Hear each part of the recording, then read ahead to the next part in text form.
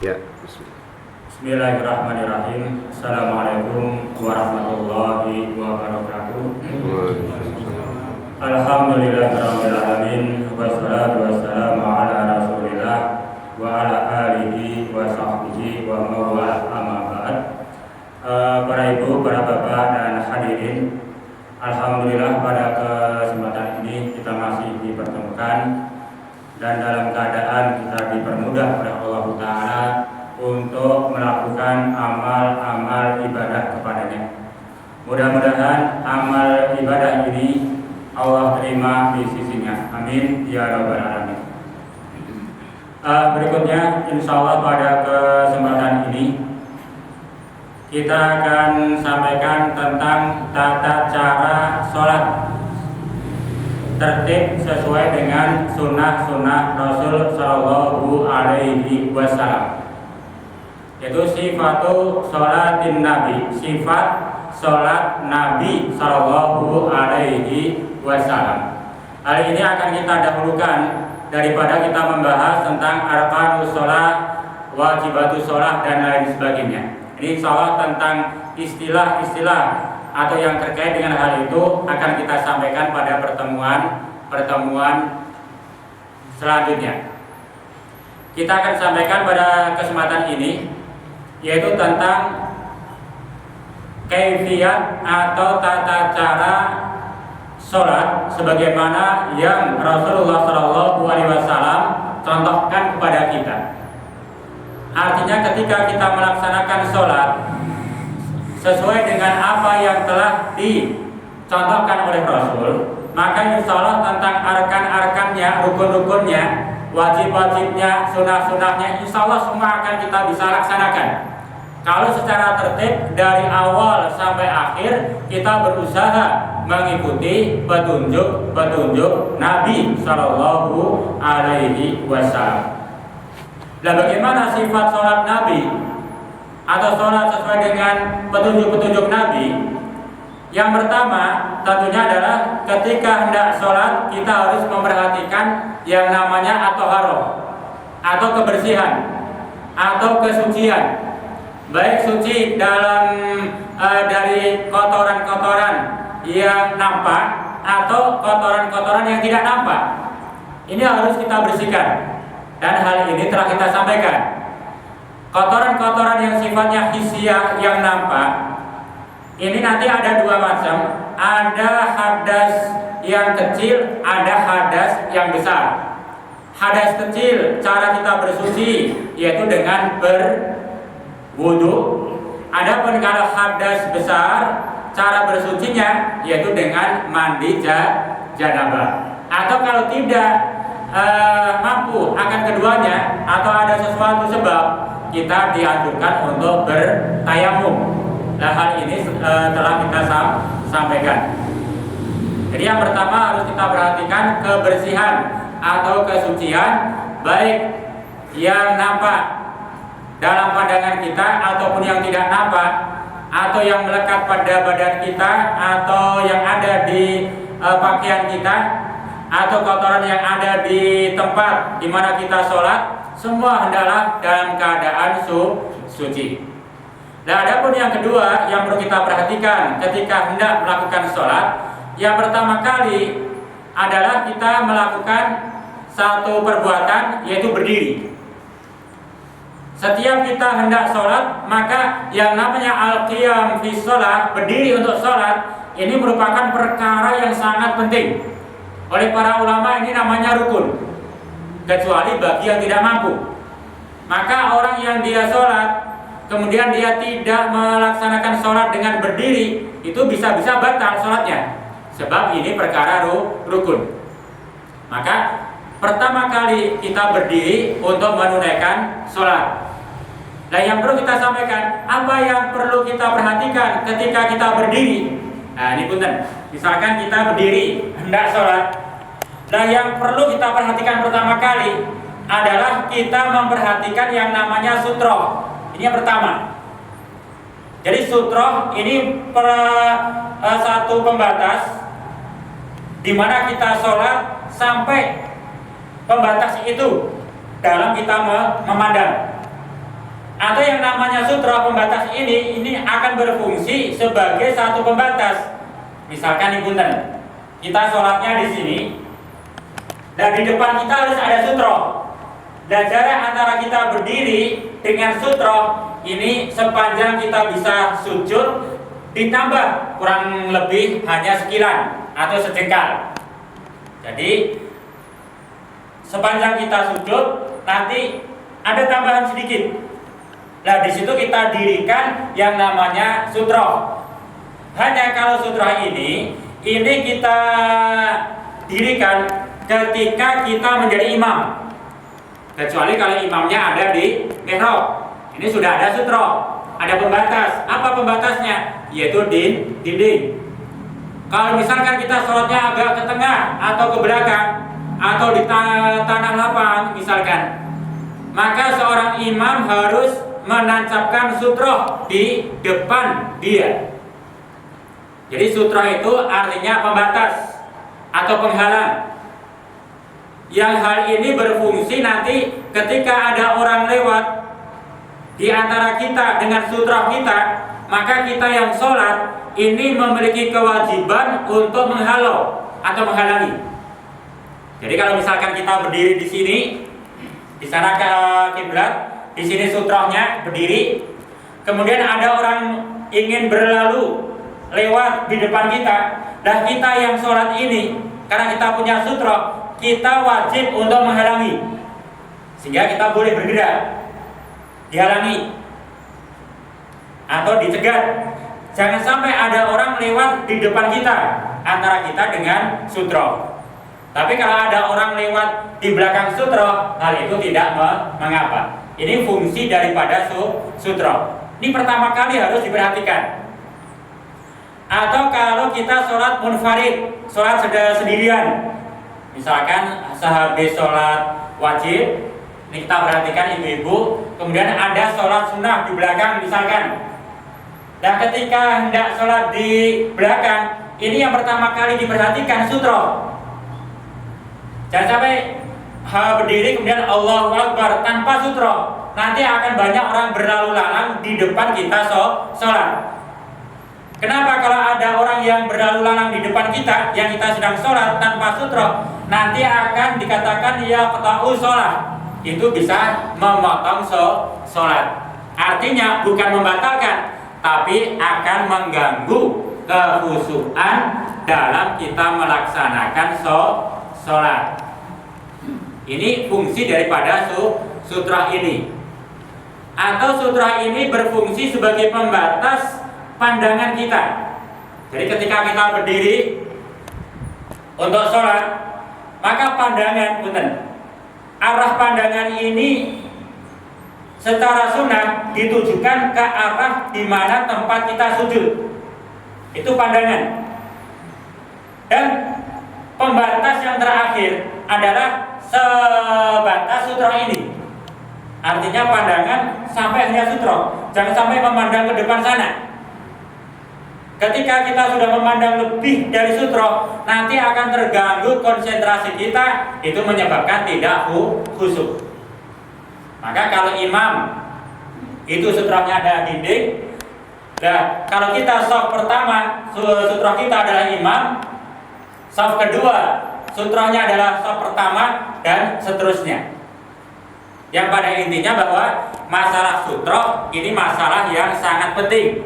Sehingga dalam kitab Bulughul Maram dikatakan ada satu bab tersendiri membahas tentang bab sutratil musalli, bab tentang sutra pembatas bagi orang yang sholat. Harus ada batasnya. Sampai-sampai ada hadis tadi telah kita sampaikan yang maksudnya kalau ada orang yang mau melintas di antara kita dengan sutra, lah kita wajib untuk menahan. Hanya syaratnya jangan ngomong, bener nggak? Jangan ngomong, nggak boleh sholat, batal kita. Hanya ditahan secara gerakan, ditahan dengan tangan kita. Itu adalah kewajiban kita. Dan bagaimana kalau kita yang mau lewat, misalkan, ini ada orang sholat yang di depannya ada sutra, kita mau lewat. melewati di depan orang sholat yang di depannya ada sutroh, ini dosanya nggak kira-kira, bener nggak? Dosanya tidak terkira-kira. Di dalam hadis dikatakan bahwa kalau seseorang mengetahui tentang dosa melintas di depan orang sholat yang di depannya ada sutroh, kalau dia tahu dosanya, maka dia akan lebih senang kalau dia itu berdiri diam arba'ina kharifan selama 40 musim. Benar, 40 musim. Jadi dia nunggu duduk hanya diam sampai selesainya sholat orang tadi, daripada dia harus melintasi antara orang sholat dengan sutrahnya. Lebih baik dia nunggu, walaupun dia nunggu sampai 40 musim. Kalau dikatakan 1 tahun ada 2 musim, berarti 40 musim 20 tahun. Itu lebih baik nunggu 20 tahun sampai selesainya sholat itu, daripada dia harus melintas di depan orang yang sholat yang di depannya ada sutroh. Artinya ini menggambarkan dosa orang yang melintas atau melewati orang yang sholat yang di depannya ada sutroh. Ini subhanallah besar sekali. Lebih baik dia menunggu walaupun puluhan tahun, 40 musim. Nah, kalau kita orang yang sholat tanpa sutroh, tadi nanti dikhawatirkan ada hadis lewat di depan dia seorang wanita yang haid. Misalkan, ini nanti ada penjelasan sholat dia batal. Kita nggak tahu apakah misalkan sholatnya di halaman tanpa sutroh, di depannya nggak ada pembatas, masih blong saja. Tahu-tahu di depannya jarak 3 meter ada perempuan lewat, dia sedang haid. Tanpa kita sadari, sholat kita batal. Ada sebagian mengatakan demikian. Kalau misalkan ada himar, kalau himar di sini nggak ada. Tapi kalau misalkan Allah mengirim himar, itu gampang Allah itu. Yang tadinya tidak ada, ketika kita sholat tanpa sutroh, tahu-tahu ada himar lewat, bisa jadi. Itu bisa batal sholat kita. Atau kalbul aswad, anjing berwarna hitam. Anjing berwarna hitam. Ini dikatakan oleh para ulama, kalbul aswad itu artinya asyaiton. Ada setan lewat depan kita, sholat kita adalah batolatis sholat. Itu bisa dianggap batal. Hanya sebagian ulama bukan batal, tapi akan terkurangi nilai kekhusyuan kita. Maka masalah sutroh ini masalah yang amat sangat penting. Nah, ada pun para ulama nanti ada perbedaan pendapat tentang sutroh ini. Yang jelas jenis sutroh bisa berupa dinding, itu jelas. Maka kalau kita sholat sendirian akan lebih baik mendekati dinding, jangan di belakang. Atau nanti ada kayu yang agak tinggian sehingga bisa nampak ini adalah pembatas, atau barang sesuatu apa yang bisa nampak dilihat itu adalah sebagai pembatas atau sutroh. Hanya oleh para ulama ada beda pendapat. Ada yang mengatakan bahwa sutroh itu bisa jadi yaitu dengan garis. Tapi ini pendapat yang lemah. Walaupun ada yang berpendapat hal itu boleh. Jadi kalau kita misalkan sholat di saf yang ketiga, ini sudah ada garis, itu boleh. Nah, kita tidak boleh melewati di depan dia, antara dia dengan garis itu nggak boleh, kecuali di sebelah garis itu boleh. Tapi tanpa perbedaan bahwa sutroh itu alangkah lebih baik mislu muakhiratil rohal, itu setinggi pelana kuda. Jadi kalau kuda mau dinaiki ada tempat duduknya, ada pelananya. Nah, pelana kuda itu rata-rata antara 30 sampai 50 cm. Ini ya seperti ini cukuplah untuk pembatas. Kalau misalkan mau sholat, cari pembatas misalkan di depan. Nah, baru kita sholat. Jadi jarak antara kita yang sholat dengan sutroh kira-kira untuk sujud pas, nanti ada lebihnya sedikit. Jadi tidak ngepres sekali. Makanya punten kalau kita misalkan kritik seperti ini terlalu ngepres ini punten. Ini terlalu ngepres depannya ini. Kalau bisa ada sedikit punten, ada apa?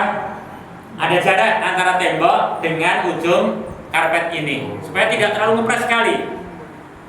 Ini jarak antara kita orang sholat dengan sutro. Itu yang pertama harus diperhatikan. Ini dalil-dalilnya banyak sekali, tidak perlu kita sampaikan, hanya secara sekilas. Mungkin ada pertanyaan dulu, mangga, silakan. Ya, terima kasih Ustaz.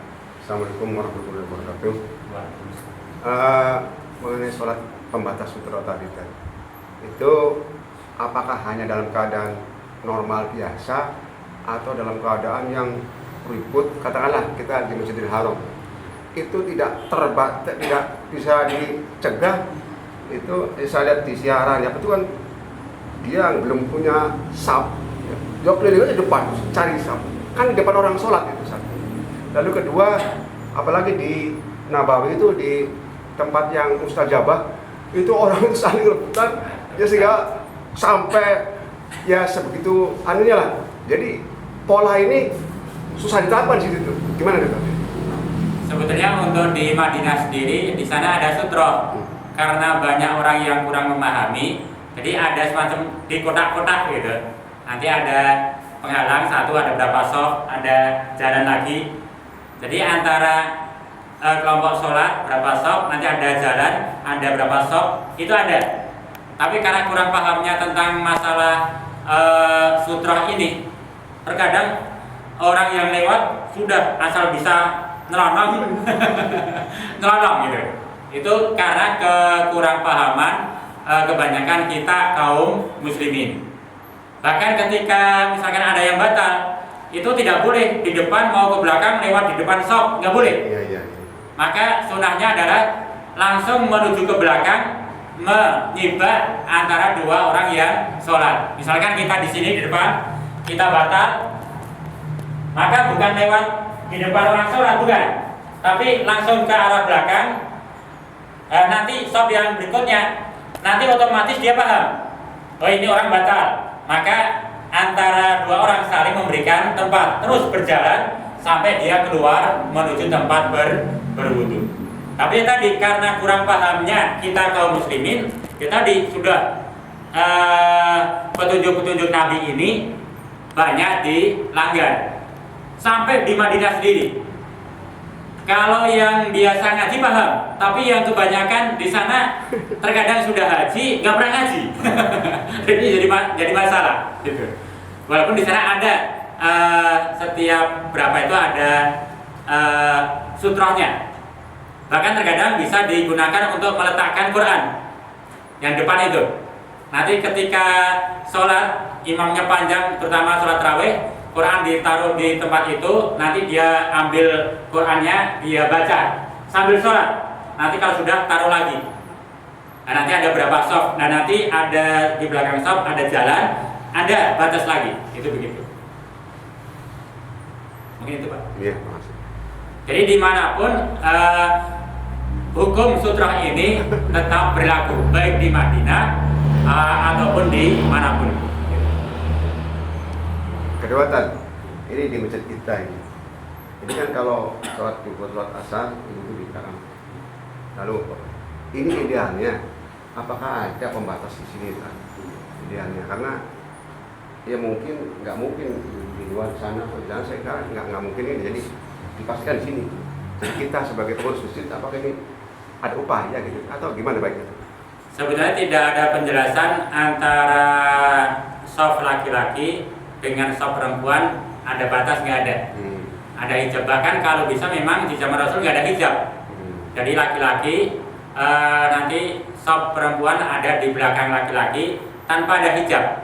Hanya di zaman Rasul biasanya untuk soft perempuan yang di belakang itu kebanyakan datangnya hampir tegak berdiri sholat. Ketika ada iqamah, perempuan baru bertata di dalam softnya. ketika Rasul sudah assalamualaikum, mereka langsung bubaran, sehingga seakan-akan antara laki-laki dan perempuan itu tidak bertemu. Itu di zaman Nabi. Nah, apakah seperti itu seharusnya? Ya sebenarnya tidak seperti itu. Selama hal itu tidak ada fitnah, boleh-boleh saja. Jadi kalau untuk pembatas bagaimana yang kita biasa dapati, itu sebetulnya malah tidak ada. Bahkan kalau sampai ada pembatas tanpa transparan, ini pun malah kurang baik. Jadi nggak diperkenankan antara orang yang sholat dalam satu shaf nanti dibatasi dengan sesuatu sehingga memisahkan. Maka ada sebagian termasuk pembatas tembok itu sebagian mengatakan perkara makruh.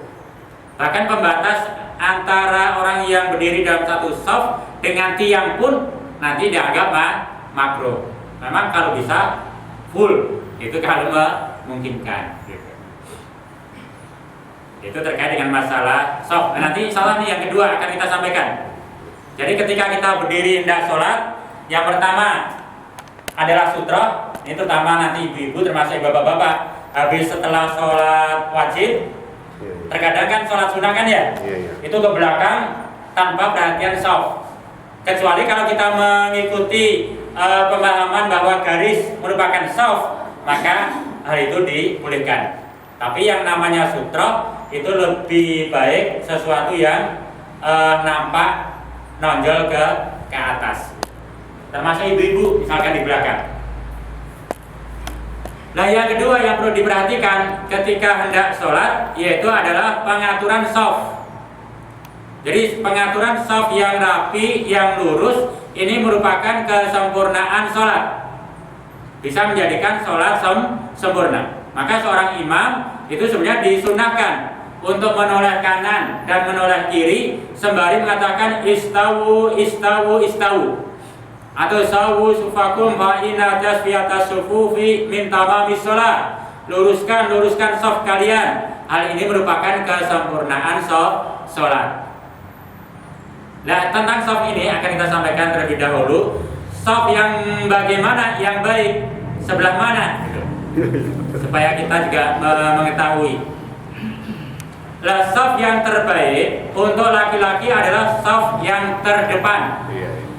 Shaf yang terbaik untuk laki-laki adalah yang terdepan. Nah, adapun untuk para ibu, para wanita, shaf yang terbaik adalah yang paling belakang. Yang paling belakang. Ibu suka belakang ya? Ini yang terbaik. Sebab nanti ada hadisnya. Shaf yang terbaik bagi laki-laki yang terdepan, dan bagi perempuan adalah yang paling belakang. Hanya ini ada catatan. Ada catatan oleh para ulama. Kalau hal itu pengaturan shafnya adalah antara laki-laki dan perempuan ada di belakang laki-laki. Iya, bisa satu cacat. Jadi kalau misalkan pengaturan shafnya laki-laki di depan, kemudian wanita di belakang, shaf yang terbaik bagi laki-laki yang paling depan, bagi perempuan yang paling belakang. Itu catatan ini. Nah, bagaimana kalau pengaturan shafnya antara laki-laki dan perempuan dipisah seperti ini, punten kan? Seperti ini kan dipisah, Bu ya.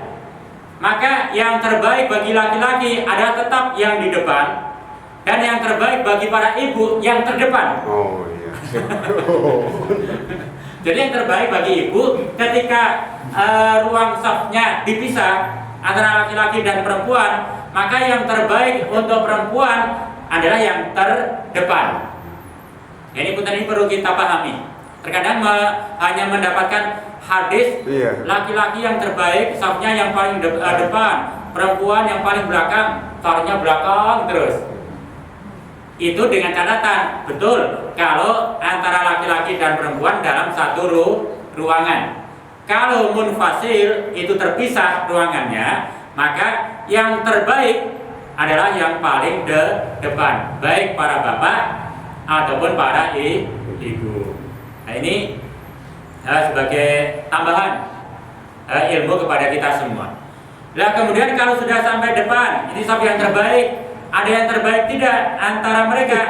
Ada, yaitu saf yang paling kanan. Iya, sip tuh. Jadi saf yang paling kanan itu yang paling baik, yang lebih baik dibandingkan yang kiri. Kenapa? Innallaha wa malaikatahu yusholluna ala mayaminis sufuf. Allah Ta'ala dan para malaikat, mereka selalu berselawat kepada mereka-mereka yang berada dalam saf yang paling kanan. Sip. Allah banyak berselawat, dan para malaikat yang begitu banyak jumlahnya pun mereka berselawat untuk mereka. Tapi hal ini bukan berarti semuanya pilih yang kanan, bukan. Sebab imam itu harus ada di tengah. Jadi ketika kita mujur dapat kanan, ya alhamdulillah. Kalau nanti kita datang, kanan sudah doyong kanan, nah kita harus ambil kiri. Ketika masuk jangan ambil kiri, kanan lagi. Ini ada keutamaan yang kanan. Tapi jangan tadi pengennya kanan semua, kirinya kosong. Ini tidak dibenarkan. Jadi saf adalah yang belakang imam, ini yang terbaik. Kemudian sebelah kanan, nanti setelah kanan ada sebelah kiri, nanti kanan, kiri, sehingga imam ada di tengah-tengah. Maka mangga kalau bisa cari yang kanan.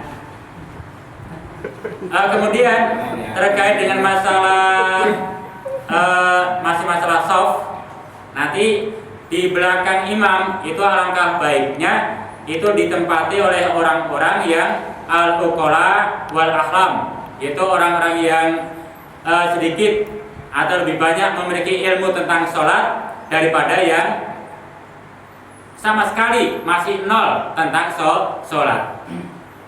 Atau orang yang sudah balik atau sudah sepuh. Minimal yang terpenting adalah al-ahlam, dia memiliki ilmu tentang sholat itu sendiri. Kenapa? Khawatir ketika imamnya nanti batal, yang di belakangnya masih anak-anak, bingung semua nantinya. Maka di belakang imam ini adalah yang sepuh, yang memiliki ilmu bagaimana harus berbuat ketika nanti imam batal. Nah, untuk ibu-ibu tidak terlalu risau. Jadi yang terdepan, nanti sebelah kanan terus begitu. Nah, ini tentang pengaturan shaf di dalam sholat. Sekali lagi bahwa shaf dalam sholat yang teratur, rapi dan rapat, hal itu merupakan tanda kesempurnaan sholat. Dan sebaliknya, ketika shaf dalam sholat ini tidak teratur, maka hal itu merupakan tanda sholatnya pun tidak teratur. Artinya ada nilai kurang ketika melakukan sholatnya. Itu sedikit tentang pembahasan pentingnya meluruskan atau merapatkan shaf.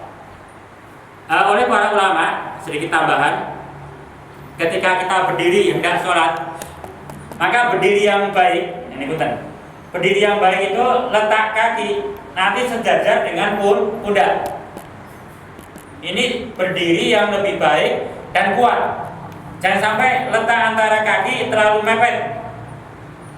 Jadi kalau letak kakinya terlalu mepet, sementara pundaknya agak lebar, nanti dia akan goyang dia.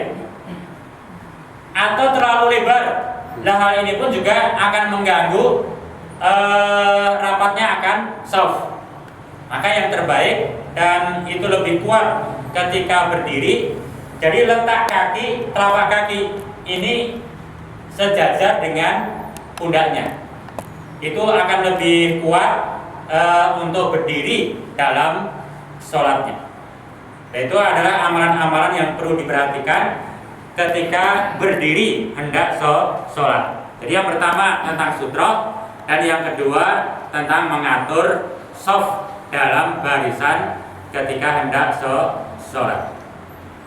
Mungkin ada pertanyaan? Ada pertanyaan. Seandainya kalau kaki terlebar sehingga nginjek kaki tetangganya kan merasa nggak enak, terganggu, itu batal nggak? Tidak. Nah, itulah keunikan sholat. Walaupun dia keinjek, dia nggak akan marah. Gitu. Iya, ada perasaan.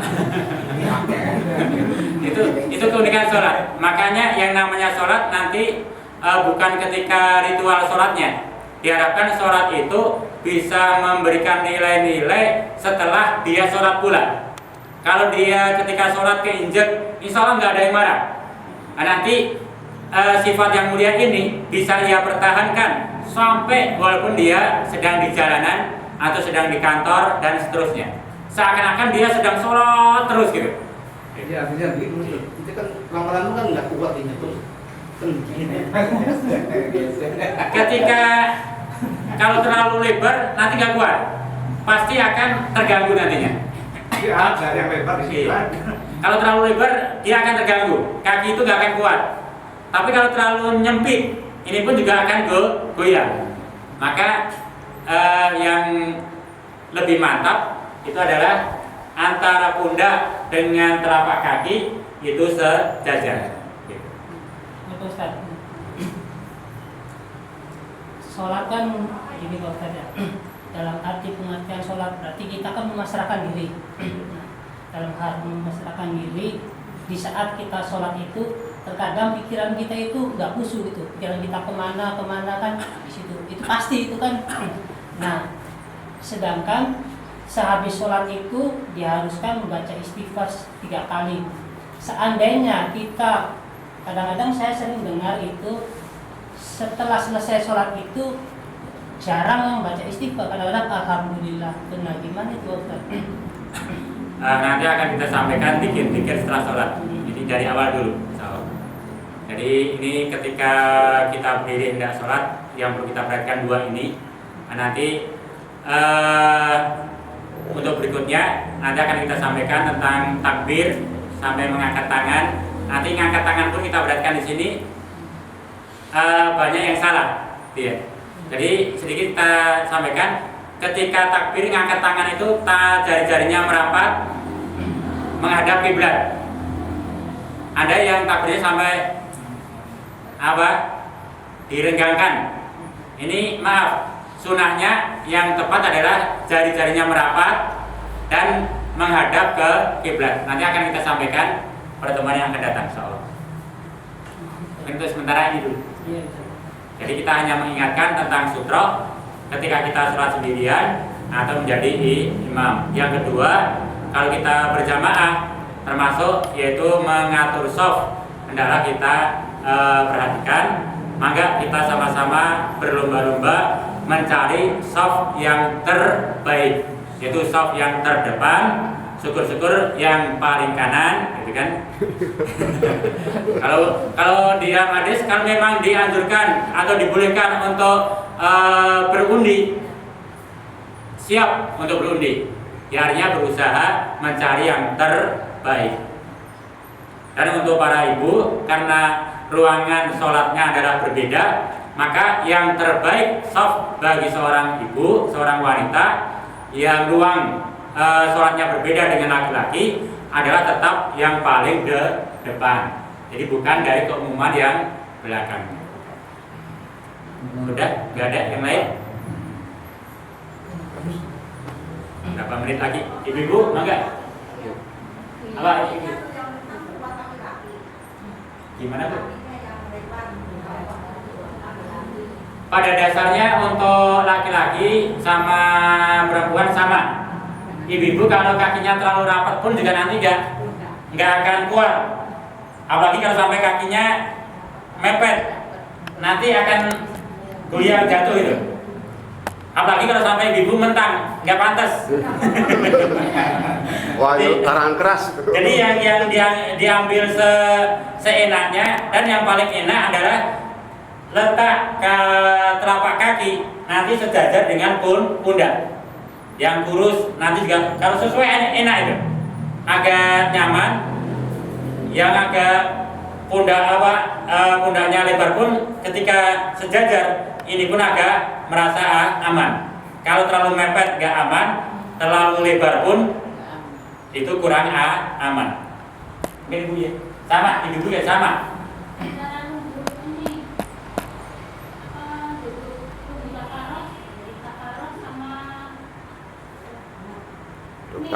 tabarut dengan Iftiras iftiras.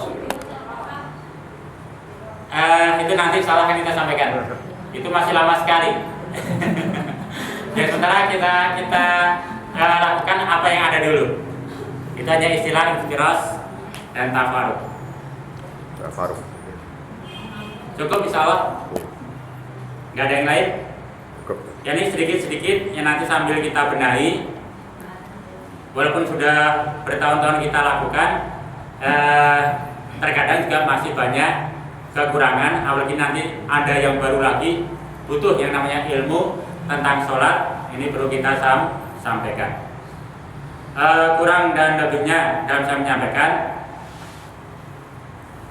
Mudah-mudahan Allah memberikan maghfirah kepada kita semua.